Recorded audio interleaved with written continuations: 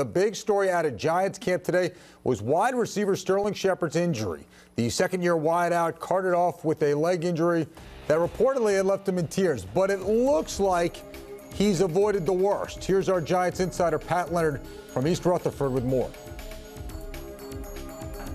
On a day where thunder forced Ben McAdoo to move the Giants' practice indoors, lightning almost struck Big Blue when Sterling Shepard went down with a sprained ankle. McAdoo compared it to a basketball-type injury, called it a rolled ankle.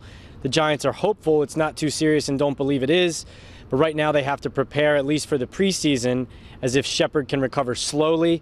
That opens the door for opportunities for receivers Tavares King and Darius Poe.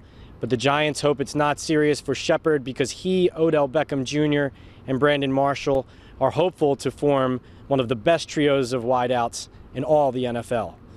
In East Rutherford with the Giants, Pat Leonard, SNY. Pat, bringing it to us with the thunder and the lightning. Very poetic. It was very. I felt like it was Cronkite in England in 1940. That was fantastic. I haven't heard the bombs weren't falling. Well, thankfully, yes. A poetic thunder and lightning reference since Ron Dane and Tiki Barber. That's exactly right. It was fantastic. That's right. All right. After all that poetry, he did lay out the football situation, Amara, which is, yeah, Shepard's a big part of the offense, but they got a lot of other players with Marshall and Evan Ingram and, of course, Odell Beckham. How big of a deal is an injury to Sterling Shepard? I mean, it's a big deal in the sense that he was, I mean, when I first saw it and I heard about the tears and I saw the cart, I thought, oh, no, this is a knee injury. This guy could be. People were saying, right, done we all for the thought season. that, sure. You know, everyone on Twitter is freaking out.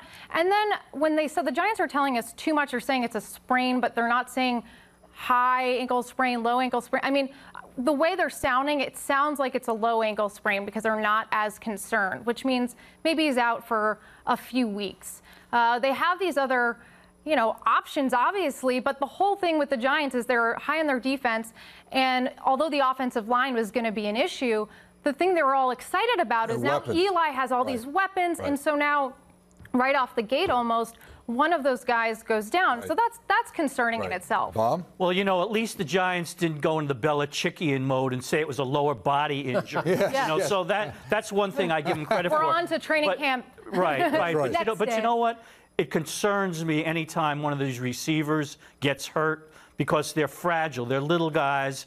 And we saw what happened to Odell Beckham a couple of years ago with the hamstring. He was out for almost the whole training camp, right? I remember Tom Coughlin was upset. Anytime you have something like this, you have to be concerned. Yeah, but it does seem like they dodged a little bit of a bullet. An ankle sprain is probably the best you could hope for based on what you heard early. But the thing is, I mean, he's not the primary guy, obviously. They brought in Marshall to go with Beckham, but the more they can spread defenses, that's what they want to be able to do with this offense. He's the possession guy in the middle of the field. He's a pretty good athletic guy. I mean, that would be a big loss if he was out for a while. Especially slot receivers in the NFL today are so crucial to offense.